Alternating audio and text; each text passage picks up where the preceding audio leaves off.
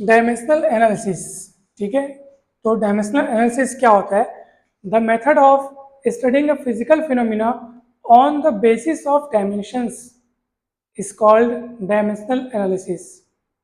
यानी कि main role यहाँ पे किसका है? डायमेंशंस का है।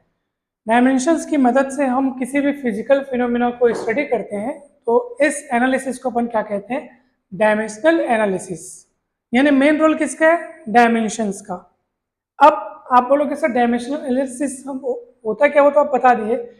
इसकी मदद से हम क्या क्या कर सकते हैं? तो इसके जो मेन 3 यूजेस हैं आप ध्यान से देखेंगे, और इन यूजेस को हम लोग विद एग्जांपल हम लोग पढ़ेंगे, ठीक है। पहला क्या है? To convert a physical quantity from one system of units to another. जैसे कोई फिजिकल क्वांटिटी है, अब मान लो उसका यूनिट मैं किसी एक सिस्टम में लिखा हूं, अब मुझे दूसरे सिस्टम ऑफ यूनिट्स में अगर उसको लिखना हो तो मैं किस तरह लिखूंगा? जैसे ध्यान से देखिएगा, M K system, M K system of metre kilogram second, इसमें हम लोग वर्क को मेजर करते हैं, यानी वर्क का जो यूनिट होता है वो होता है जूल, ठीक है। क्या होता है? सीजीएस सिस्टम में वर्क को अपन मेजर करते हैं अर्ग से। किससे? अर्ग से। अब मैं बोलूंगा भैया जूल और अर्ग में क्या रिलेशन है? 1 जूल इज इक्वल्स टू कितना अर्ग? अगर मैं आपको ऐसा बोलूं तो भैया कैसे पता करेंगे? तो उसमें हमारा इस्तेमाल होगा डायमेंशनल एनालिसिस की मदद से हम आपको बता पाएंगे कि सर फिजिकल क्वांटिटी तो वही है, वर्क है, लेकिन एम के सिस्टम में वर्क का यूनिट होता है जूल, सीजीएस सिस्टम में वर्क का यूनिट होता है अर्ग। जूल और अर्ग में क्या नाता है वो भी हम देखेंगे। ये पहला यूज है इसका। दूसरा यूज क्या है देखो, तो to check the correctness of a given physical relation. अगर मैं कोई इक्वेशन लिख दिया, जैसे मैं लिख रहा हूं अभी, मैं लिखा था E इक्वल एच न्यू, सही है कि नहीं है? कैसे पता चलेगा? डायमेंशनल एनालिसिस की मदद से पता चल जाएगा कि कोई आपने इक्वेशन लिखा है, कोई आपने फिजिकल रिलेशन लिखा है, तो वो सही है कि नहीं है, ये हम पता करेंगे। उसको वेरीफाई करने की कोशिश करेंगे कि वो चेक हो पा रहा है कि नहीं हो पा रहा है, सही है कि नहीं। अगर वो कहीं उसमें कुछ त्रुटि है, कुछ गलती है, एरर है, तो वो भी पता चल जाएगा। लेकिन इसमें कुछ लिमिटेशंस हैं, वो लिमिटेशंस मैं आपको बताऊंगा कि क्या लिमिटेशंस है, ठीक है। तीसरा क्या है? To derive a relationship between different physical quantities. ये भी अपन देखेंगे कि दो या दो से ज़्यादा फिजिकल क्वांटिटीज में अगर कोई फॉर्मूला है, अगर दोनों एक दूसरे पर मतलब डिपेंड है, तो उनमें क्या फॉर्मूला होना चाहिए वो भी अपन देखेंगे। तो सबसे पहले अपन पहला यूज देखें। अभी अपन इसको पढ़ रहे हैं, अब इसका इस्तेमाल करेंगे प्रॉब्लम्स को सॉल्व करने में। बहुत मजेदार टॉपिक अपन पढ़ रहे हैं, इससे क्वेश्चंस बनते हैं, लॉट ऑफ क्वेश्चंस बनते हैं जो कि एग्जाम के लिए बहुत ज़्यादा इंपॉर्टेंट होते हैं। तो आप समझ जाइए कि आप बहुत तगड़ी और बहुत ही मजेदार और परीक्षा के लिए इंपॉर्टेंट चीज़ें पढ़ रहे हैं आप। बहुत मजबूत चीज़ है, परीक्षा में आते हैं इसमें से क्वेश्चंस। जैसे मैं आपको बता रहा हूँ, चलो उसी को अपन पढ़ते हैं। मैंने जो एग्जाम्पल के लिए आपको बताया ना, मैं आपको बता रहा हूँ कि कैसे एम के सिस्टम में वर्क का यूनिट होता है जूल, सीजीएस सिस्टम में वर्क का यूनिट होता है अर्ग।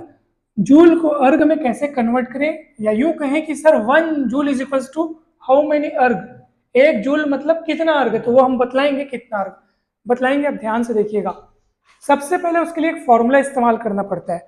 वो फॉर्मूला मैं आपको बता रहा हूँ कैसे होगा। देखो, याद करो, कल जो है वो मैं आपको बताया था कि किसी भी फिजिकल क्वांटिटी को लिखने के लिए हमको दो चीज की जरूरत पड़ती है, एन और यू, और दोनों के मल्टीप्लीकेशन से ये बनता है एन यू,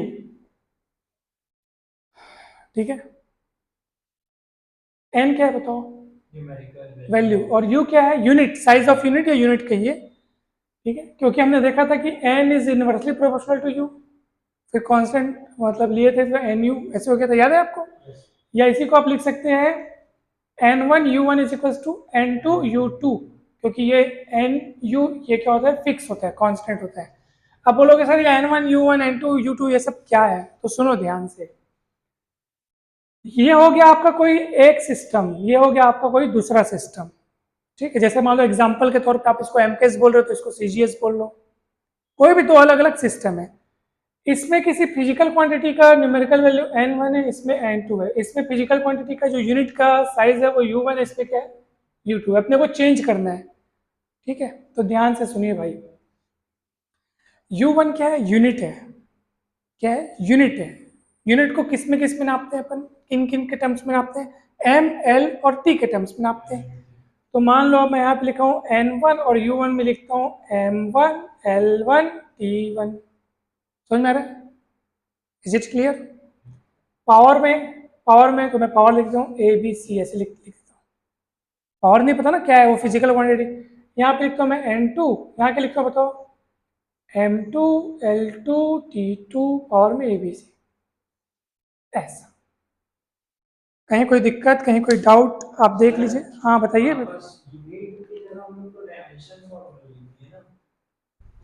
हाँ तो देखो जो भी यूनिट है, ठीक है, अब वो यूनिट किन किन के टर्म्स में होगी, मास के टर्म्स में, लेंथ के टर्म्स में, टाइम के टर्म्स में, ठीक है। तो वो हम लोग यहाँ पे लिखे हैं यूनिट, साइज ऑफ यूनिट। अब साइज ऑफ यूनिट जैसे मान लो पहला सिस्टम एम के ऐसे है, तो इसमें आप क्या बोलोगे, मीटर होगा सर लेंथ के लिए, और किलोग्राम के लिए हो गया, आप मास के लिए किलोग्राम, टाइम के लिए सेकेंड। वो इन लोग हो गए। यहाँ पे हो सकता है दूसरा दूसरा हो गया। तो ये M1 L1 T1 और M2 L2 T2 उनके साइज बता रहे हैं, ठीक है। अच्छा अब बताओ ध्यान से कि अगर मैं N2 को अकेला रखूं, यानी इस पूरी चीज को नीचे ट्रांसफर करूं, तो क्या होगा, N1 अपनी जगह पे है और ये पूरी चीज जा रही है नीचे, इसका पावर में A, और ये नीचे जाएगा उसका पावर में B हो जाएगा। तो ये देखो ये M1 अपनी जगह पे है, उसके नीचे जाएगा M2, और क्योंकि दोनों का पावर A है इसलिए मैं पूरे का पावर A लिख देता हूँ। क्लियर है? चलो वैसे क्या होगा, ये L1 का पावर कितना है, B है, ये नीचे जाएगा तो क्या होगा, L2 दोनों का पावर B, T1 T2 दोनों का पावर इकट्ठा C। क्लियर है? कोई दिक्कत? ठीक है ना, पक्का? ओके, आगे बढ़े अपन। कुछ मत करो, यही फॉर्मूला बस याद रखो। ये फॉर्मूला आया कैसे वो मैं आपको बता रहा था। Q is equals to N1 U1 N2 U2। First system of कोई भी जिसमें से, जैसे हमारे पास क्या है, हम लोग एक समय पे दो लोग को देख सकते हैं। वैसे तो 4 सिस्टम ऑफ यूनिट्स है, CGS, MKS, FPS, SI, लेकिन हम लोग चेंज करने के टाइम केवल 2 देखेंगे ना, जिसमें चेंज कर रहे हैं। एक दिया होगा, दूसरे में चेंज करना है। तो पहले सिस्टम में न्यूमेरिकल वैल्यू, ये साइज ऑफ यूनिट, ये न्यूमेरिकल वैल्यू, ये साइज ऑफ यूनिट। तो 111 222 लिख दिया। N2 को क्यों अकेला रखा, क्योंकि मेरे को पहले सिस्टम का कुछ दिया होगा, दूसरे सिस्टम में पता करना होगा, इसलिए मैं N2 को अकेला रखा हूँ। पता आपको किसका करना है, दूसरे सिस्टम का। बोलेगा फलाने से फलाने में चेंज करो, तो जिसमें चेंज करना है वो आपके लिए दूसरा सिस्टम हो गया ना, इसलिए N2 को मैंने अकेला रखा है, और पहले की वैल्यू आपको दी होगी। Is it clear?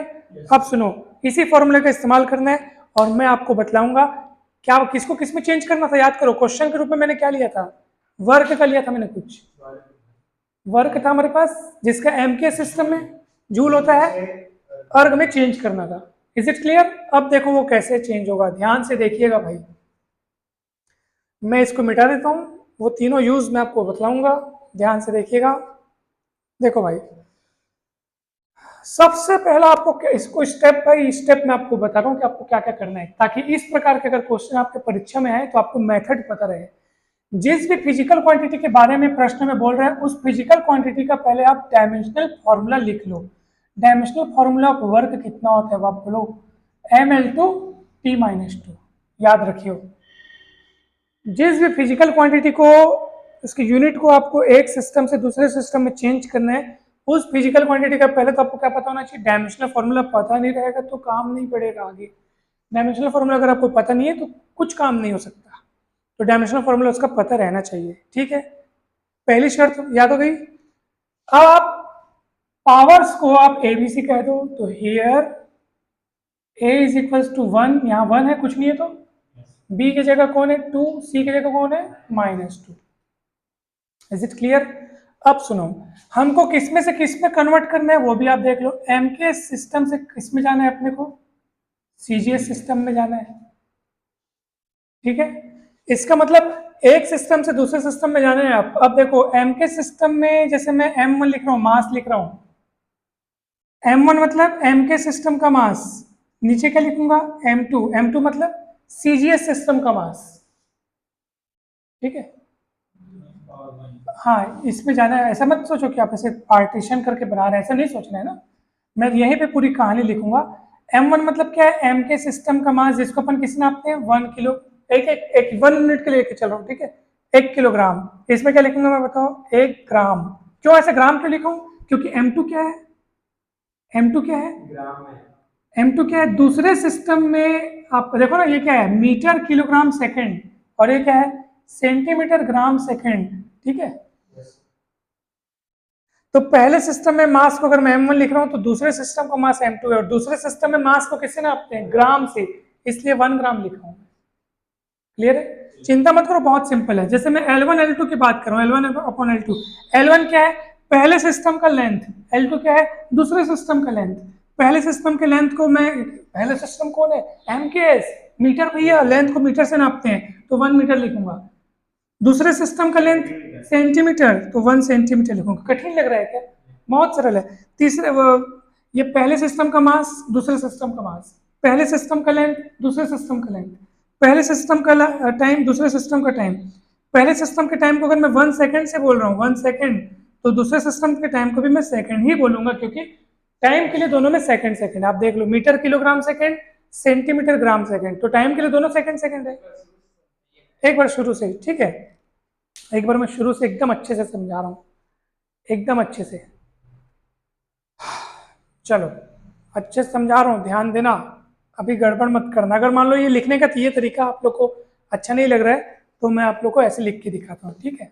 चलो, मैं इसको ऐसे बना लेता हूँ, ये ऐसा। अब आपको अच्छे से समझ में आएगा। किस में से किस में जाना चाहते हो आप, मतलब हमको चेंज किस में से किस में करना है, MK सिस्टम से किस में चेंज करना है, कैसे पता चला? MK सिस्टम में वर्ग का यूनिट होता है जूल, और CGS सिस्टम में वर्ग का यूनिट होता है अर्ग। और आपको प्रश्न में बोल रहा है, देखो प्रश्न क्या बोल रहा है पता है अपने को, कन्वर्ट 1 जूल इंटू अर्ग। आपको 1 जूल बराबर कितना अर्ग होता है आपको बताना है। तो जूल क्या होता है, जूल क्या होता है, MK सिस्टम में वर्ग का यूनिट होता है। और अर्ग क्या होता है, अर्ग सीजीएस सिस्टम में वर्ग का यूनिट होता है। तो आप कहां से कहां जा रहे हैं, आपको किसमें से किसमें कन्वर्ट करना है, MKS से CGS में कन्वर्ट करना है। आपका काम MKS टू CGS चल रहा है। क्लियर है? अब आप इसमें MLT क्या होता है वो देख लो, और उसमें MLT क्या होता है वो देख लो। इसका 111 बोल देता हूँ, इसका मैं 2222 बोल देता हूँ। क्लियर है कि नहीं बता दो। M क्या होता है बताओ, मास। MKS में मास कैसे नापते हैं, किलोग्राम, ये देखो किलोग्राम, ठीक है, किलोग्राम। लेंथ किससे नापते हैं, मीटर। टाइम किससे नापते हैं, सेकंड। चलो बताओ, CGS की कहानी बताओ, मास किससे नापते हैं, ग्राम। लेंथ किससे नापते हैं, सेंटीमीटर। टाइम किससे नापते हैं, सेकंड। सेकंड का दोनों में कॉमन है। Is it clear? कोई डाउट? अब तो डाउट नहीं होगा। MLT तो लिखना है तीनों में। MKS तो मास के लिए किलोग्राम, लेंथ के लिए मीटर, टाइम के लिए सेकंड। CGS तो मास के लिए ग्राम, लेंथ के लिए सेंटीमीटर, टाइम के लिए सेकंड। अब सुनो, अब आगे की कहानी सुनो। दोनों को अपॉन करो। क्यों क्यों बटा करना चाह रहे हो सर? बिकॉज मेरे को फॉर्मूले में M1 अपॉन M2 की जरूरत है भाई। तो मैं क्या करूंगा, दोनों का अपॉन करूंगा, बटा करूंगा, बटा। M1 अपॉन M2, M1 कितने है, 1 किलोग्राम, M2 कितने है, 1 ग्राम। ठीक है, दोनों को सेम करो यार, मजा नहीं आ रहा है, 1 किलोग्राम 1 ग्राम में मजा नहीं आ रहा है। तो उसको भी अपन ग्राम में चेंज करते हैं, तो ये 1000 मतलब 1000 ग्राम हो जाएगा, नीचे 1 ग्राम हो, समझ आएगा कि नहीं? चेंज कर लो ना, ताकि एक जैसे हो जाए। चलो, M1 M2 हो गया। अब बताओ L1 L2 कैसे निकालोगे?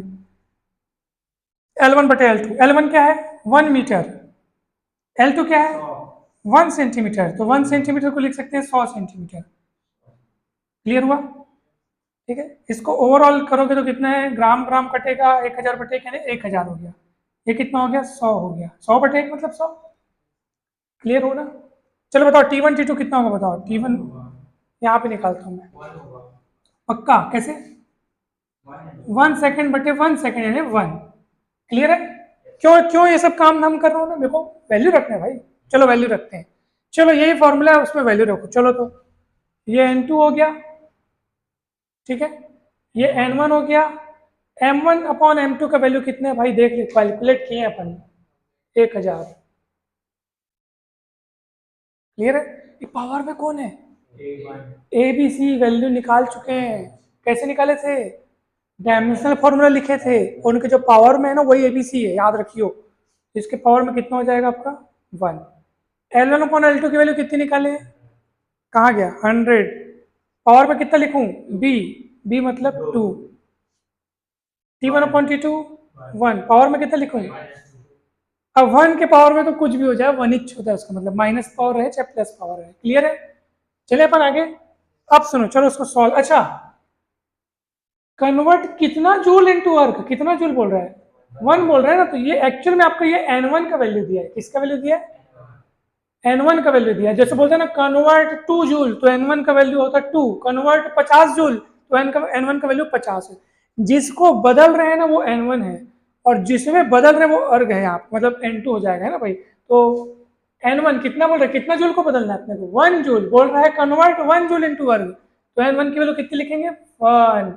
1000 मतलब 10 के पावर 3, और 100 का स्क्वायर है, 100 का स्क्वायर भाई, 100 का स्क्वायर मतलब 100 गुणित 100, 4 जीरो मतलब 10 के पावर 4, और ये 1 के पावर में कुछ भी रहे 1 इंच होगा, इसका मतलब तो ये 1 हो गया।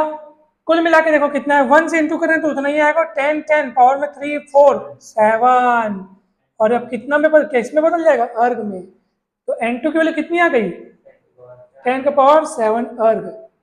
समझ में आया कि नहीं, और N2 क्या था, दूसरे सिस्टम का उसी फिजिकल क्वांटिटी का न्यूमेरिकल वैल्यू।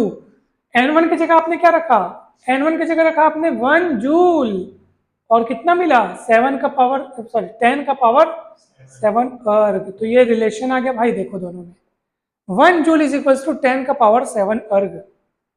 आया कि नहीं आया बताओ, ये न्यूमेरिकल वैल्यू बता रहे, कहीं कोई डाउट है क्या बताओ, अच्छे समझ में एकदम, वेरी गुड।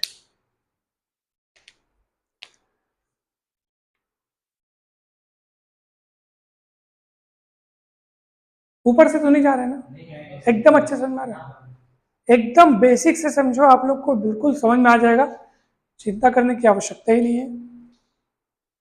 सर कुछ लोग उसमें direct N1 U1 N2 U2 में डायरेक्ट वैल्यू पुट करके निकालते हैं बोला, वो भी है, ये तो मैंने आपको ये जो मैंने आपको बतलाया ना, ये मैं आपको इसलिए बता रहा हूँ कि फॉर्मूला कैसे आया। आप जब परीक्षा में ये प्रश्न बनाएंगे ना, मान लो इस टाइप का कोई प्रश्न आता है परीक्षा में आप बना रहे, ये काम धाम करने की आवश्यकता आपको नहीं है, आप डायरेक्ट इस फॉर्मूले का इस्तेमाल करेंगे, डायरेक्ट ये फॉर्मूला का आप रोल है आपका, बस। क्लियर है, बढ़िया समझ में आ रहा है, ठीक है।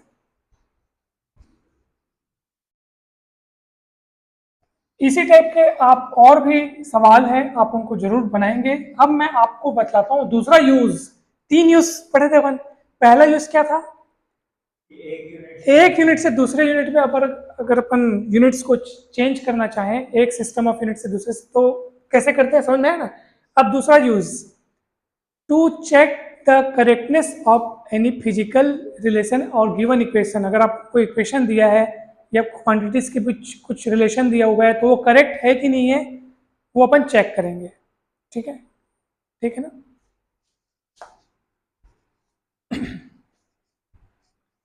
टाइम बचा है ना, देखो तो कितना कितना हुआ है समय, देखो 5:10 हो गया, 5:05 हो गया।